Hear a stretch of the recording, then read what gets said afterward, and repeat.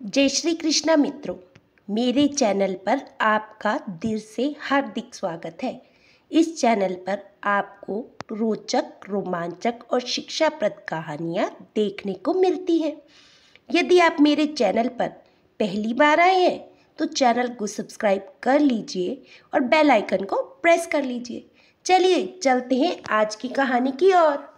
सुभाष नगर का रहने वाला गंगाधर किसी दूसरे राज्य में व्यापार करने के उद्देश्य से चला जा रहा था। उसके पास 5 स्वर्ण मुद्राएं थी। वह सोचता था कि इन स्वर्ण मुद्राओं की सहायता से वो दूसरे देश में जाकर कोई छोटा मोटा व्यापार कर लेगा। शाम का समय हो चुका था, परंतु गंगाधर रुका नहीं। वह निरंतर अपने रास्ते पर बढ़ा चला जा रहा था कि तभी उसे सामने से एक साधु आते हुए दिखाई दिए। वह सोचने लगा कि ये साधु भी अवश्य परदेसी जा रहे होंगे। क्यों ना इनसे परिचय किया जाए, सफ़र आराम से कट जाएगा। वह साधु महाराज के नज़दीक गया और बोला, प्रणाम बाबा। बाबा बोले, आयुष्मान भाव बच्चा, कहो कहाँ जा रहे हो? तो वह कहने लगा, क्या बताऊँ बाबा, मैं मुसीबत का मारा अब किसी दूसरे देश में जाकर व्यापार करने का इच्छुक हूँ। पास में कुछ स्वर्ण मुद्राएं हैं, उन्हीं से प्रदेश में कोई व्यापार करने के लिए जा रहा हूँ। दोनों चुपचाप आगे बढ़ने लगे। कुछ देर तक चलते रहने के पश्चात गंगाधर को खामोशी अखरने लगी। अतः वे साधु से बोला, बाबा, हमारे बीच की एक खामोशी सफ़र को बड़ा ही बोझिल बना रही है। कोई ऐसी कहानी सुनाइए जिससे सफ़र भी आराम से कट जाए और मेरे दुखी मन को शांति भी मिले। तो वह साधु कहने लगा, बेटा, मैं कहानी तो सुना सकता हूँ, लेकिन मेरी कहानी सुनने के पैसे लगते हैं। मैं एक कहानी सुनने के 1 अशर्फी लूँगा। गंगाधर सोचने लगा, मेरे पास कल 5 सोने की अशर्फी है, जिसमें से अगर मैंने 1 सोने की अशर्फी देकर कहानी सुनी तो क्या बुद्धिमानी होगी। लेकिन ये साधु बाबा कोई साधारण इंसान नहीं लगते। हो सकता है इनकी कहानी सुनकर प्रदेश में धन कमाने का कोई उपाय निकल जाए। ये सोचकर उसने 1 अशर्फी साधु बाबा को दे दी और बोला, ये लीजिए बाबा, लेकिन आपसे प्रार्थना है कि आप जो भी कहानी सुनाए वे सच्ची हो। तो साधु कहने लगा, मुझे स्वीकार है। फिर साधु ने चलते चलते कहना आरंभ किया, सुनो बेटा, तुम प्रदेश में व्यापार करने जा रहे हो। यदि व्यापार ना कर सको तो खाली मत बैठना। जो भी, जैसे भी और जितने दिन के लिए जो भी काम मिले, चाहे पैसे कम ही क्यों ना हो, तुरंत कर लेना। तो गंगाधर कहने लगा, ठीक है बाबा, मैं आपकी बात ध्यान में रखूंगा। अब आप कहानी सुनाइए। तो साधु कहने लगा, मेरी कहानी तो खत्म हो गई बेटा। तो गंगाधर कहने लगा, अरे बाबा, ये कैसी कहानी थी? आपने जो बात कही वह तो उपदेश था। तब साधु कहने लगा, बेटा, यदि मेरे इस उपदेश को याद रखोगे तो हमेशा फायदा ही पाओगे। साधु कहने लगा, चलो ठीक है, मैं तुम्हें दूसरी कहानी सुनाता हूँ। निकालो 1 अशर्फी। कुछ सोचकर गंगाधर ने फिर से 1 अशर्फी निकालकर साधु के हाथ में थमा दी और कहा, सुनाइए दूसरी कहानी। तो साधु कहने लगा, सुनो बेटा, कभी किसी दूसरे के हक पर छल, कपट या प्रपंच से अपना अधिकार मत करना। दूसरे की वस्तु को मिट्टी के बराबर ही समझना और अपनी नीयत कभी खराब मत करना। गंगाधर कहने लगा, अच्छा बाबा, फिर क्या बस खत्म हो गई कहानी? फिर गंगाधर कहने लगा, लेकिन बाबा, आपने तो इस बार भी उपदेश दिया। गंगाधर ने फिर से 1 अशर्फी साधु को दी और बोला, ठीक है बाबा, अब आपके उपदेश ही सही बताइए, मेरे लिए अगला उपदेश क्या है? तो साधु कहने लगा, बेटा, जीवन में कभी भूल कर भी किसी का रहस्य किसी अन्य पर मत खोलना। ये मेरा तीसरा उपदेश है। तो गंगाधर कहने लगा, बाबा, अब तो चाहे मेरे सारे पैसे खत्म हो जाए, मैं आपसे बाकी उपदेश भी सुनना चाहूँगा। ये लीजिए बाकी बची हुई 2 अशर्फियाँ और मुझे 2 उपदेश और दे दीजिए। तो साधु कहने लगा, सुनो बेटा गंगाधर, तुम चाहे कितने आवश्यक कार्य से कहीं पर भी जा रहे हो, लेकिन रास्ते में कोई तुम्हें बुलाकर प्रेम से बिठाता है तो उसके बाद ध्यान से ज़रूर सुनना, उसको ठुकराना नहीं, चाहे तुम्हारा लाखों का नुकसान क्यों ना हो जाए। और बेटा, आखिरी उपदेश ये है कि दुराचारी स्त्री का कभी जीवन में विश्वास ना करना। उसके दिल और दिमाग का कोई भी ठिकाना नहीं होता। इतनी बातचीत के बाद वे दोनों काफ़ी दूर निकल आए थे। तब साधु ने कहा, अच्छा बेटा, अब तुम्हारा और मेरा रास्ता अलग अलग हो गया है, अब मैं चलता हूँ। गंगाधर बोला, ठीक है साधु बाबा, मैं आपकी बातों का हमेशा ध्यान में रखूँगा। और इसके बाद साधु अपनी राह पर चला गया और गंगाधर सोचने लगा कि साधु की कही हुई बातें अवश्य ही उपयोगी सिद्ध होंगी। परंतु साधु बाबा मुझे ये उपदेश बिना कोई पैसे लिए भी तो बता सकते थे। आखिर लोगों को पैसे की क्या आवश्यकता थी? खैर, ये प्रश्न मैं वापस लौटते समय साधु बाबा से अवश्य करूँगा। अपनी ही सोच में डूबा हुआ गंगाधर आगे की तरफ बढ़ने लगा। चलते चलते वे एक नगर में पहुंच गया। अब उसके पास कोई धन नहीं था, इसीलिए वह कोई व्यापार भी नहीं कर सकता था। वह नौकरी की तलाश में लोगों से पूछताछ करने लगा। वहाँ पर उसे चंदन नाम का एक आदमी मिला। उसने कहा, सुनो भाई, मेरा नाम चंदन है और मैं यहाँ के महाराज जीत सिंह के यहाँ पर नौकर हूँ। मेरा काम घोड़ों की देखभाल करना है। मैं विक्रमगढ़ का रहने वाला हूँ। मेरी माँ सख्त बीमार है, इसीलिए मुझे 1 माह की छुट्टी चाहिए ताकि मैं अपनी माँ को देखने जा सकूं। लेकिन महाराज ने मुझे इस शर्त पर छुट्टी देना स्वीकार किया है कि मैं अपने स्थान पर 1 माह के लिए कोई और व्यक्ति रख जाऊं। यदि तुम तैयार हो तो चलो इसी समय मेरे साथ महाराज के पास। गंगाधर बोला, अरे भाई, मैं तो बिल्कुल तैयार हूँ, मुझे तो नौकरी की तलाश है, चलो मैं तुम्हारे साथ चलता हूँ।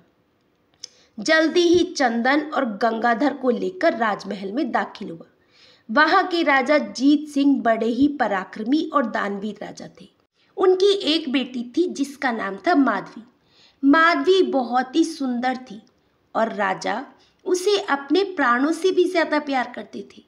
इसके अलावा राजा जीत सिंह को घुड़सवारी करने का बहुत ही शौक था, इसीलिए उन्होंने दुनिया भर के यहाँ असंख्य सुंदर और स्वस्थ घोड़े पाल रखे थे, जिनकी देखभाल के लिए बहुत से तजुर्बेकार नौकर भी रखे हुए थे, जिसमें से चंदन भी एक था। चंदन गंगाधर को लेकर सीधा राज दरबार में पहुंच गया और बोला, महाराज की जय हो। महाराज, इसका नाम गंगाधर है, मैं अपने स्थान पर इसे रखने की आज्ञा चाहता हूँ। तो राजा कहने लगा, इसमें आज्ञा की आवश्यकता नहीं है। यदि तुम्हें ये भरोसेमंद आदमी लगता है तो इसे ले जाकर सारा काम समझा दो और अपने घर चले जाओ। लेकिन ध्यान रहे, हमारे प्रिय घोड़े की देखभाल में लापरवाही हुई या उन्हें कोई कष्ट हुआ तो उसका दंड इसे नहीं बल्कि चंदन तुम्हें भोगना पड़ेगा। चंदन कहने लगा, ठीक है महाराज, आप चिंता ना करें, मैं इसको सब कुछ समझा दूंगा। फिर चंदन और गंगाधर ने राजा को नमस्कार किया। चंदन गंगाधर को लेकर सीधा शाही अस्तबल में जा पहुंचा, जहां पर बहुत से घोड़े बंधे हुए थे। तब चंदन ने कहा, सुनो गंगाधर, ये 7 घोड़े तुम्हारे नीचे रहेंगे। तुम्हें इन घोड़ों की देखभाल करनी है, इन्हें खिलाना पिलाना मालिश करना आज से तुम्हारा ही काम है। गंगाधर कहने लगा, मैं समझ गया, तुम निश्चिंत रहो मित्र। फिर चंदन उसे लेकर अस्तबल में ही बने हुए कमरे में जा गया और बोला, ये कमरा मेरा है, आज से ये तुम्हारा कमरा, जब तक मैं ना लौटूं। और इसके बाद वह अपने काम में जुट गया। उसके बाद चंदन कुछ आवश्यक सामान लेकर अपने देश की ओर चल पड़ा, जहां उसकी बीमार माँ उसका इंतजार कर रही थी। और इधर गंगाधर अपने काम में जुट गया। वे रोज घोड़ों की मालिश आदि करने के बाद उन्हें पास के ही एक तालाब में ले जाता, नहलाता धुलाता और उसके बाद घोड़ों को वापस अस्तबल में लेकर बांध देता। फिर घोड़ों को खाने के लिए उनके आगे सामान डालना होता था। प्रत्येक व्यक्ति को 20-20 सेर चना मिला करता था। गंगाधर ने भी 6 चने की पोटली बांधी और अस्तबल में जा उन्हें पानी में भिगोकर कूटने के बाद सातों घोड़ों के आगे डाल दी। अपना काम खत्म करने के साथ उसने सोचा क्यों ना कुछ देर के लिए बाकी साथियों के साथ कुछ गपशप की जाए। ये सोचकर वे उस बड़े कमरे में पहुंच गया जहां अन्य साथी बैठे मौज उड़ा रहे थे। गंगाधर ने देखा कि वे सभी शराब पी रहे थे। वो बोला, अरे भाई, आप लोग बिना अपना काम पूरा किए हुए नशे पानी में लगे हुए हो। तो उसके साथी बोले, अरे नहीं भाई, बिना काम पूरे किया हुआ इस किसमें इतनी हिम्मत है कि नशा पानी करे। भाई, हम भी घोड़े की खुराक डाल चुके हैं। तो गंगाधर कहने लगा, लेकिन आप लोगों के पास तो अभी बहुत सा चना कूटने के लिए पड़ा है। तो वो व्यक्ति कहने लगे, भाई, वो चना कूटने के लिए नहीं है बल्कि बाजार में बेचने के लिए। जितना दाना घोड़ों को खिलाना था वे तो हम कब का कूट कर घोड़ों को खिला चुके। तो गंगाधर बोला, क्या मतलब? मैं कुछ समझा नहीं। तो उसके साथी बोले, अरे भाई, तुम नए हो इसीलिए तुम्हें समझ नहीं आ रहा। सुनो, हमें प्रतिदिन 20-20 सेर चना घोड़ों को खिलाने के लिए मिलता है, जिसमें से हम 5 सेर चना घोड़ों को खिला देते हैं और बाकी का 15 किलो चना बाजार में बेचकर अपने नशे पानी का इंतजाम करते हैं। उनकी बातें सुनकर गंगाधर की आंखें आश्चर्य से फट गई। वह बोला, लेकिन ये तो महाराज के साथ धोखा है। तो उसके साथी कहने लगे, अरे ये कोई धोखा या बेईमानी नहीं है। पेट भरने के लिए ये सब तो करना ही पड़ता है। और सुनो, क्योंकि तुम्हें यहाँ पर चंदन ने रखवाया है इसीलिए तुम्हें सच्चाई बता दी गई है। लेकिन ध्यान रहे, इस बात का किसी और को कानो कान पता नहीं चलना चाहिए, वरना तुम्हारी लाश का भी पता नहीं लगने देंगे। उनकी बातें सुनकर गंगाधर चुपचाप अपने कमरे में लौटा और अपनी चारपाई पर पसर गया। उसके मन में अनेक प्रकार के विचार आने लगे। वे सोचने लगा कि वे ठीक ही कहते थे। कल से मैं भी इसी तरह से बेईमानी से काम करूंगा और काफ़ी रुपए बचा लूंगा, फिर अपना कोई व्यापार शुरू कर दूंगा। लेकिन तभी साधु बाबा की कही हुई आवाज़ें उसके कानों में गूंजने लगी। बेटा, किसी दूसरे के हक पर छल, प्रपंच या कपट से अपना अधिकार मत करना। दूसरे की वस्तु को मिट्टी के बराबर ही समझना। उसके ऊपर अपनी नीयत खराब मत करना। ये सोचकर तभी वे बोला, नहीं नहीं, मैं ऐसा नहीं करूँगा। अगले दिन से गंगाधर अपने कर्तव्य का पालन पूरी मुस्तैदी और ईमानदारी से करने लगा। उसकी अच्छी देखभाल से सातों घोड़े एक ही माह के भीतर अस्तबल के सबसे तंदुरुस्त घोड़े बन गए। एक दिन दरबार में राजा ने अपने मंत्री से कहा, मंत्री जी, बहुत दिन हो गए मैंने अपने प्रिय घोड़ों को नहीं देखा। आप सभी घोड़ों की देखभाल करने वालों को खबर कर दो कि वे शाही मैदान में घोड़ों को लेकर आ जाए। ऐसा ही किया गया। सभी लोग शाही मैदान में घोड़ों को लेकर आ गए। अगले दिन सुबह गंगाधर सहित सभी लोग उस शाही मैदान में पहुंच गए। महाराज सभी घोड़ों का निरीक्षण करने लगे। महाराज ने देखा कि उनके सभी घोड़े बिल्कुल ही सुस्त और मरियल थे। ये देखकर महाराज को बड़ा ही क्रोध आ रहा था। उन्होंने मंत्री से कहा, मंत्री जी, हमारे सारे घोड़े तो अत्यंत स्वस्थ और ताकतवर थे, इतने मरियल और बीमार कैसे हो गए? मंत्री जी कहने लगे, महाराज, मुझे लगता है कि सभी लोगों ने इनकी देखभाल ठीक से नहीं की।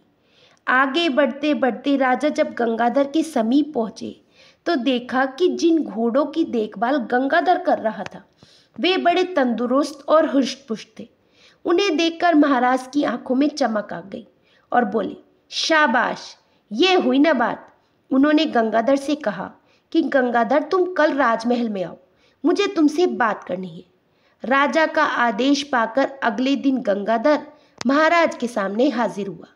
तब राजा ने कहा, गंगाधर, तुम वही हो ना जिसे चंदन ने रखवाया था? गंगाधर कहने लगा, महाराज, हाँ, मैं वही हूँ। राजा कहने लगा, गंगाधर, हम तुम्हारी सेवा और ईमानदारी से बहुत प्रसन्न हैं।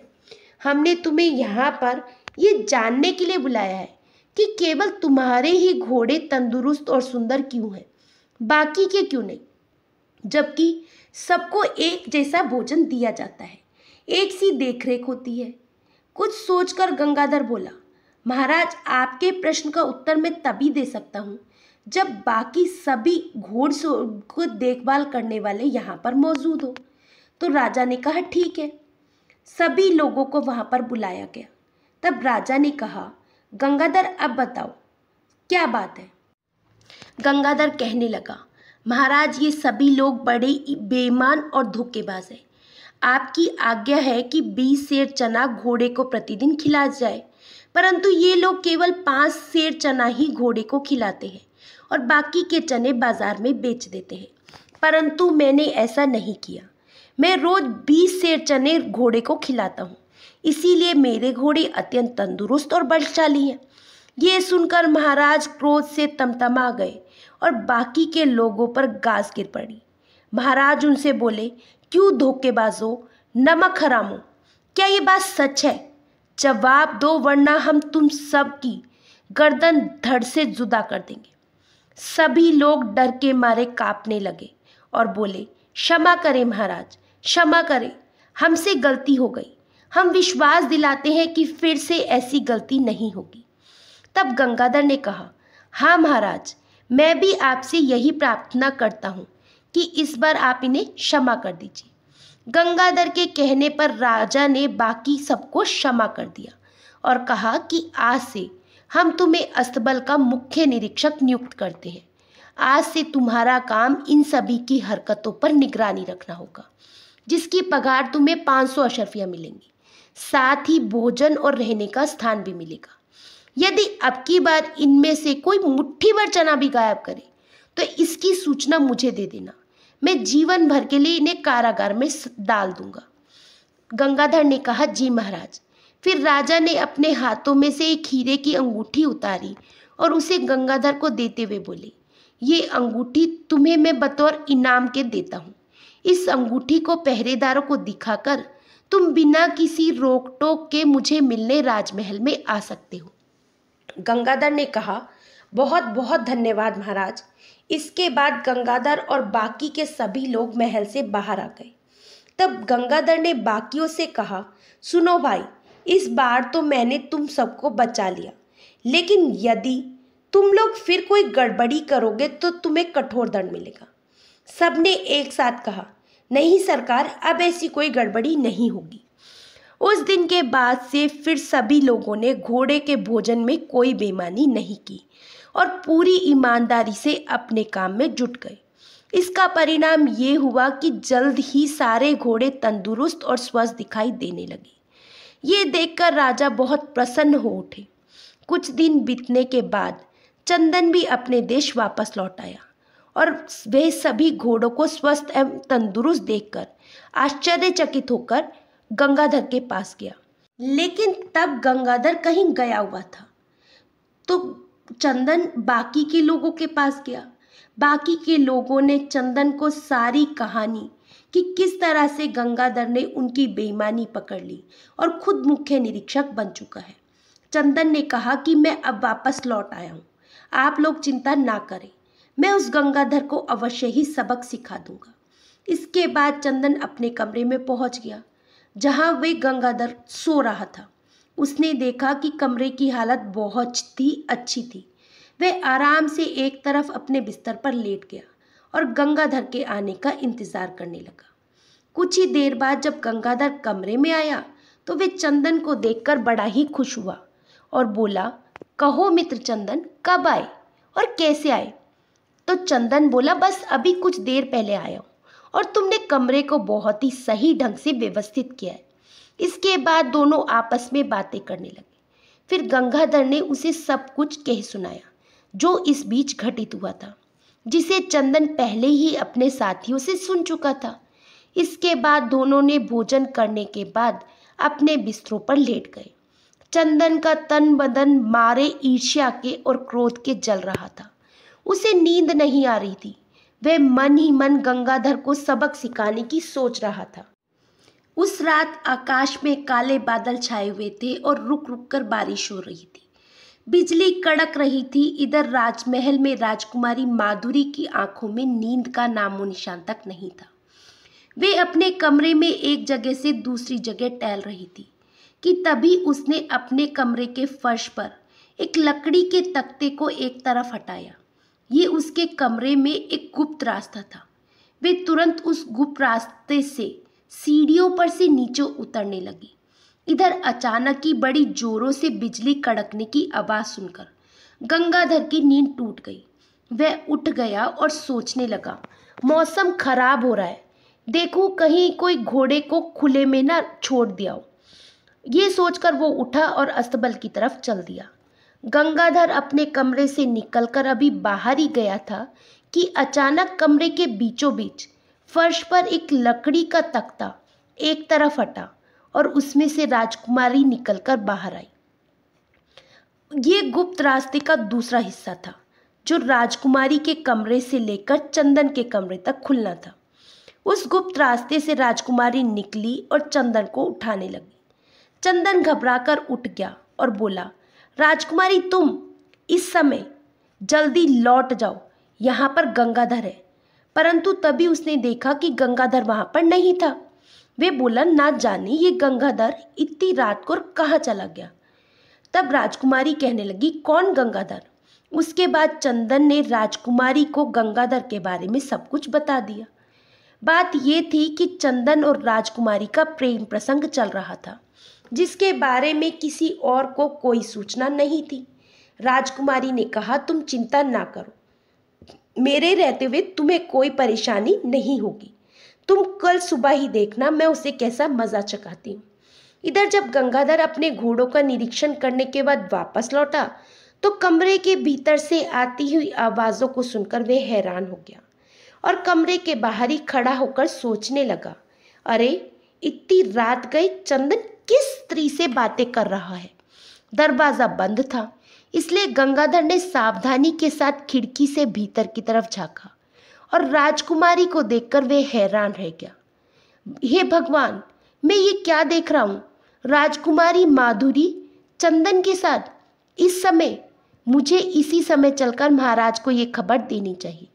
ये चंदन तो महाराज की पगड़ी उछालना चाहता है, लेकिन अभी उसने राजमहल की तरफ जाने के लिए कदम बढ़ाया ही था कि तभी उसके कानों में साधु बाबा की तीसरी बात गूंज उठी, बेटा गंगाधर, अपने जीवन में कभी किसी का रहस्य किसी अन्य पर मत खोलना, वरना खुद ही मुसीबत में फंस जाओगे। ये सोचकर वे कमरे के बाहर ही छुपकर राजकुमारी के जाने का इंतजार करने लगा। कमरे के अंदर चंदन ने राजकुमारी से कहा, राजकुमारी अब काफ़ी समय हो गया है, वे गंगाधर किसी भी समय आ सकता है, तुम वापस महल में लौट जाओ। उसके बाद राजकुमारी कमरे के फर्श में बने हुए गुप्त मार्ग से जिससे आई थी उसी मार्ग से वापस लौट गई। चंदन ने दरवाजे की साकल हटाई और चुपचाप अपने पलंग पर आकर लेट गया। इधर जब गंगाधर ने काफ़ी देर तक इंतजार करने के बाद भी राजकुमारी को कमरे से बाहर निकलते नहीं देखा तो उसने खिड़की से भीतर झांका, लेकिन राजकुमारी को भीतर ना देखकर वे चंदन को आराम से पलंग पर लेटा देखकर वह एक बार से फिर हैरान हो गया। कुछ सोचकर उसने धीरे से दरवाज़ा खोला। आश्चर्य है, दरवाज़ा खुला है, ये सब क्या चक्कर है।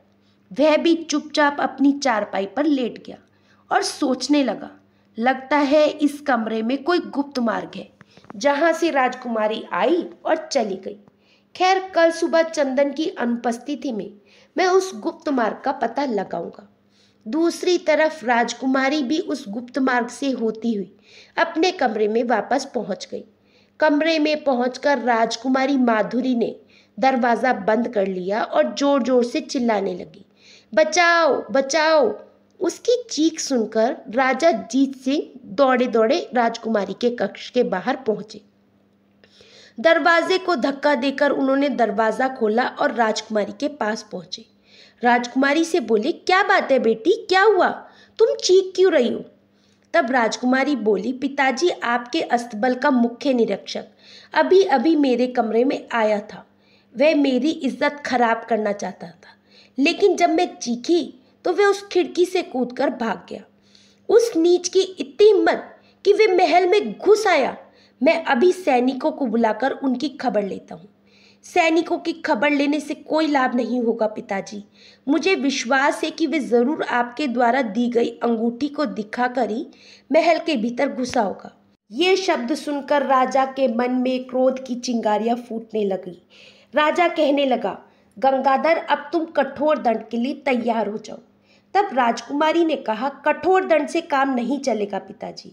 मुझे कल उस गुस्ताख का सर चाहिए, वरना मैं भोजन नहीं करूंगी। राजा ने कहा, ठीक है बेटी, जैसी आपकी इच्छा। आपकी इच्छा जरूर पूरी होगी। राजकुमारी मन ही मन में सोचने लगी कि मेरी योजना कामयाब हो गई। अब मेरे और चंदन के बीच में कोई कांटा नहीं रह जाएगा। उसके बाद राजकुमारी निश्चिंत होकर अपने बिस्तर पर सो गई। राजा अपने शयन कक्ष में पहुंचे, परंतु उनकी आंखों में नींद उड़ चुकी थी। वे सोच रहे थे, कल सुबह मैं गंगाधर को दरबार में बुलाकर मृत्युदंड दे दूंगा। परंतु तभी उनके दिमाग में एक दूसरा विचार आया। राजा जीत सिंह जब दरबार में समस्त दरबारी और मंत्रीगण गंगाधर को मृत्युदंड देने का कारण पूछेंगे तो उन्हें क्या जवाब दोगे? तब तुम्हारी भी तो बदनामी होगी। लोग तुम्हारे मुंह पर कुछ नहीं कहेंगे क्योंकि तुम राजा हो, लेकिन पीठ पीछे तुम्हारी हंसी उड़ाएंगे कि एक मामूली आदमी ने तुम्हारी बेटी की इज्जत से खेलने की कोशिश की। तब राजा के दिमाग में एक उपाय आया कि गंगाधर को चुपचाप मौत के घाट उतरवा देते हैं। किसी को पता भी नहीं चलेगा और सब कुछ ठीक हो जाएगा। यही ठीक रहेगा। इससे सांप भी मर जाएगा और लाठी भी नहीं टूटेगी, और ये काम सिर्फ कासिम कसाई ही कर सकता है। ये सोचकर राजा सो गए। अगले दिन सुबह होते ही राजा नगर की तरफ चल दिए। वे कासिम कसाई से मिलने के लिए जा रहे थे। संयोग की बात है कि कासिम कसाई उन्हें रास्ते में मिल गया। राजा ने उससे कहा, कासिम, मुझे एकांत में तुमसे एक बहुत ज़रूरी बात करनी है। जब दोनों एकांत स्थान पर पहुंचे तब राजा ने कहा, कासिम, तुम्हें एक आदमी का सर काटना है, लेकिन इस बात को किसी की कानों कान खबर नहीं होनी चाहिए। तो कासिम कहने लगा, ये आप क्या कह रहे हैं महाराज? राजा कहने लगा, मैं बिल्कुल ठीक कहता हूँ। कुछ देर बाद मैं तुम्हारे कसाई खाने में एक आदमी को भेजूंगा। तुम उसे दुकान के भीतर ले जाकर किसी तरह से उसका सर काट देना, लेकिन उसके थोड़ी देर बाद एक दूसरा आदमी तुम्हारे पास आएगा। तुम उस सर को एक कपड़े में लपेटकर उस व्यक्ति को दे देना और धड़ को समुद्र में फेंक देना। तो कासिम कहने लगा, लेकिन हुजूर। तो राजा कहने लगा, लेकिन कुछ नहीं, जैसा मैंने कहा वैसा ही करना। इसके बदले में तुम्हें मुंह मांगा इनाम मिलेगा, वरना तुम्हें भी मरना होगा। कासिम कहने लगा, महाराज, इसकी आवश्यकता नहीं पड़ेगी। ये राज, ये अपराध मेरे साथ ही दफन रहेगा। तब राजा ने कहा, अब तुम अपने कसाई खाने में जाओ और उस व्यक्ति के आने का इंतजार करो। राजमहल में पहुंचकर राजा जीत सिंह ने गंगाधर को बुलावा भेजा। गंगाधर राजा के सामने पेश हुआ। गंगाधर, मैं तुमसे एक विशेष काम लेना चाहता हूँ और मुझे विश्वास है कि वे काम केवल तुम ही आसानी से कर सकते हो। गंगाधर ने बोला, बताइए महाराज, मेरे लिए क्या हुक्म है? मैं आपके लिए कुछ भी करने को तैयार हूँ। राजा कहने लगे, मुझे तुमसे यही आशा थी। तुम इसी समय कासिम कसाई के कसाई खाने में जाओ और उससे कहना कि मैंने तुम्हें भेजा है, और फिर वो तुम्हें जो भी चीज़ दे उसे मुझ तक पहुँचा देना। लेकिन ध्यान रहे, इस बात का किसी को पता नहीं चलना चाहिए। तब गंगाधर बोला, आप निश्चिंत रहे महाराज। राजा का आदेश पाकर गंगाधर राजा का काम करने के लिए निकल पड़ा, परंतु उसके मन में ये संशय भी हो रहा था कि आखिर राजा को कासिम कसाई से क्या काम हो सकता है। फिर उसके मन में दूसरा विचार आया, मुझे इस विषय में ज़्यादा नहीं सोचना चाहिए, मुझे अपने काम से मतलब होना चाहिए। वे कासिम कसाई के घर की तरफ चलने लगा। अभी वे कुछ दूर ही पहुंचा था कि उसे एक पेड़ के नीचे कुछ साधु बैठे हुए दिखाई दिए। वे आपस में धर्म के बारे में चर्चा कर रहे थे। गंगाधर उनके समीप जाकर खड़ा हो गया। तभी एक साधु ने कहा, बच्चा, खड़े क्यों हो? हमारे पास बैठ जाओ और कुछ धर्म पर चर्चा का आनंद लो। तो गंगाधर कहने लगा, क्षमा करें महाराज, मैं किसी ज़रूरी काम से जा रहा हूँ, इसीलिए रुक नहीं सकता। जैसे ही उसने आगे कदम बढ़ाए, उसके कानों में साधु बाबा की कही बातें गूंजने लगी। बेटा, तुम कभी किसी आवश्यक काम से क्यों ना जा रहे हो? यदि मार्ग में कोई प्रेम से बोले तो बैठकर उसकी बात जरूर सुनना, उसकी बात ठुकराना नहीं, चाहे तुम्हारे लाखों का नुकसान क्यों ना हो रहा। ये विचार आते ही गंगाधर उन साधुओं के बीच में बैठ गया और उनके द्वारा दी जाने वाली धर्म चर्चा को सुनने लगा। इधर नहाने धोने के बाद चंदन ये जानने के लिए कि गंगाधर को राजा ने सुबह सुबह ही राजमहल में क्यों बुलवाया है, वे अभी तक वापस क्यों नहीं लौटा, चंदन राजमहल गया। तभी अपने कमरे की खिड़की पर खड़े हुए राजा की दृष्टि चंदन पर पड़ गई। वह सोचने लगा, अरे चंदन, क्यों ना इसी को कासिम कसाई के पास भेजूं? ये मूर्ख है, इसीलिए कासिम से गंगाधर का सर लाने में ज्यादा सरखपाई नहीं करेगा। उसने एक सैनिक को भेजकर चंदन को बुलाया। चंदन महाराज के सामने हाजिर हुआ और बोला, कहिए महाराज, मुझे कैसे याद किया? राजा कहने लगे, सुनो चंदन, तुम इसी समय कासिम कसाई खाने में चले जाओ, उससे कहना कि मैंने तुम्हें भेजा है, वे तुम्हें जो भी सामान दे उसे तुम मेरे पास ले आना, लेकिन ध्यान रखना उसे खोलने की गुस्ताखी बिल्कुल मत करना। चंदन कहने लगा, जी महाराज, जैसी आपकी आज्ञा। और चंदन कुछ ही देर में कासिम कसाई के खाने में जा पहुंचा, जबकि गंगाधर अभी तक वहीं साधुओं के बीच बैठा हुआ धर्म चर्चा सुन रहा था। कसाई खाने में पहुंचकर चंदन ने कसाई से कहा, मुझे महाराज ने भेजा है और उन्होंने कोई चीज़ मंगवाई है। कसाई कहने लगा, तुम अंदर चलो, मैं अभी आता हूँ। चंदन को कुछ मालूम नहीं था कि कासिम कसाई ने उसे भीतर जाने के लिए क्यों कहा था। चुपचाप कमरे के भीतर चला गया और उसने द्वारा बंद कर लिया। चंदन से बोला, तुम्हारे पीछे जो अलमारी रखी है उसमें जो पोटली है उसे उठा लो। चंदन जैसे ही पीछे वाली अलमारी की ओर पलटा, कासिम कसाई ने तेज तलवार से उसका सर काट दिया और जल्दी जल्दी उसका सर एक पोटली में बांध दिया। उसने धड़ को अपने तहखाने में छुपा दिया और फिर हाथ मुंह धोकर वह अपनी दुकान में आ गया। अब वह दूसरे आदमी के आने का इंतजार कर रहा था। उधर गंगाधर बड़े ही मजे से साधुओं के बीच में धर्म चर्चा को सुन रहा था। तो काफी देर के बाद साधुओं की धर्म चर्चा समाप्त हो गई, तो वे साधु अपने अपने स्थान को चल दिए। तब गंगाधर को याद आया कि उसे तो एक जरूरी काम के लिए कसाई के यहाँ पर जाना था। वह सोचने लगा, अरे महाराज ने मुझे कसाई की दुकान पर कोई चीज लाने के लिए कहा था। जब वे कासिम कसाई के पास पहुंचा तब उसने कहा, मुझे महाराज ने भेजा है, उनके लिए जो कोई भी सामान है वे मुझे दे दो। कासिम कसाई ने गंगाधर को एक पोटली थमा दी और कहा, ये तुम महाराज को देना और इसे खोलना मत, वरना महाराज तुम्हें फांसी पर चढ़ा देंगे। गंगाधर कहने लगा, मैं जानता हूँ, आप चिंता ना करो। ये वही पोटली थी जिसमें चंदन का सर लिपटा हुआ था। गंगाधर वो पोटली लेकर महाराज के सामने पहुंचा। तब महाराज और उनकी बेटी माधवी उस कक्ष में मौजूद थे। गंगाधर को जिंदा देखकर वे दोनों घबरा गए। महाराज ने कहा, अरे तुम यहाँ पर कैसे? गंगाधर बोला, आप लोग आश्चर्यचकित क्यों हैं महाराज? आप ही ने तो मुझे कासिम कसाई के पास भेजा था, आपका काम करके लाया हूँ। मुझे कुछ देर अवश्य हो गई, इसके लिए मैं क्षमा चाहता हूँ महाराज। इसमें क्या है महाराज, अभी खोल कर देखता हूँ। गंगाधर ने जैसे ही पोटली खोली, राजा और राजकुमारी के साथ साथ उसके कंठ से भी चीख निकल गई। उसमें चंदन का कटा हुआ सर था। अरे बाप रे! राजा को सारा मामला समझते हुए देर नहीं लगी। वह सोचने लगा, लगता है चंदन गंगाधर से पहले ही कासिम कसाई की दुकान पर पहुंच गया, अतः उसने इसका सर काट दिया। तब गंगाधर ने कहा, महाराज ये तो चंदन का सिर है, आखिर ये सब क्या चक्कर है? तभी राजकुमारी माधुरी चंदन के कटे हुए सर को देखकर फूट फूट कर रोने लगी और कहने लगी, मेरे प्रिय, तुम मुझे छोड़कर क्यों चले गए? मैं क्या जानती थी कि मेरी चाल तुम्हारी ही जान ले लेगी। ये सुनकर राजा ने कहा, बेटी तुम ये क्या बक रही हो? राजा को क्रोध आ गया और उन्होंने तलवार अपनी म्यान से निकाल ली और क्रोध से चीख कर बोले, माधुरी सच सच बताओ, ये सब क्या चक्कर है? गंगाधर को तुम क्यों मरवाना चाहती थी? वरना मैं स्वयं अपने हाथों से तुम्हारा सर उड़ा दूंगा। फिर राजकुमारी माधुरी ने सारी बात सच सच अपने पिता को बता दी। सब कुछ सच जानकर राजा की आंखों के सामने अंधेरा सा छाने लगा और वे बोले, ये मैं क्या करने जा रहा था? एक नेक इंसान को, एक निरपराध इंसान को मौत के घाट उतारना चाहता था। भगवान मुझे क्षमा करना।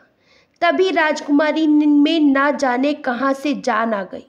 एक खंजर निकाला और अपने पेट में घोंप लिया। उसने अपने प्राण त्याग दिए और मरते मरते बोली, पिताजी मुझे माफ कर देना। मैंने आपको जो धोखा दिया और एक निर्दोष आदमी की जान लेनी चाहिए, उसकी भगवान ने मुझे सजा दी है। मुझे मेरी प्रेमी को छीन लिया। गंगाधर तुम भी मुझे माफ कर देना। मैं अपने प्यार में अंधी हो गई थी। ये कहते ही राजकुमारी के प्राण पखेरु उड़ गए। उसके बाद माधवी और चंदन के शवों का अंतिम संस्कार कर दिया गया। अगले दिन भरे राज दरबार में राजा ने अपना अपराध कबूल करते हुए कहा, मैं जानता हूँ कि आप लोग मुझे अपराधी समझते हुए भी कोई सजा नहीं देंगे, लेकिन मैं समझता हूँ कि अब मैं इस सिंहासन पर बैठने के योग्य नहीं हूँ। इसीलिए मैं घोषणा करता हूँ कि आज से इस राज्य का राजा गंगाधर होगा। गंगाधर को मैं अपनी राजगद्दी सौंपकर संन्यास लेकर यहाँ से चला जाऊंगा। समस्त दरबारियों ने पहले तो राजा के फैसले का विरोध किया, लेकिन फिर राजा के अटूट फैसले के सामने उन्हें झुकना ही पड़ा। उन सब ने गंगाधर को राजा के रूप में स्वीकार कर लिया और फिर विधिवत रूप से गंगाधर का राज तिलक कर दिया गया। गंगाधर अब उस राज्य का राजा बन गया। इसके बाद महाराज जीत सिंह ने संन्यास ले लिया और राजमहल को छोड़कर हमेशा के लिए चले गए। अब इस राज्य का राजा गंगाधर बन चुका था। वे बड़ी ही कुशलता और ईमानदारी के साथ राज्य का कार्यभार संभालने लगा। फिर एक दिन उसकी मन में विचार आया कि उन साधु बाबा के बताए हुए उपदेश मेरे लिए इतने फायदे के रहे, मुझे उनसे मिलने जाना चाहिए।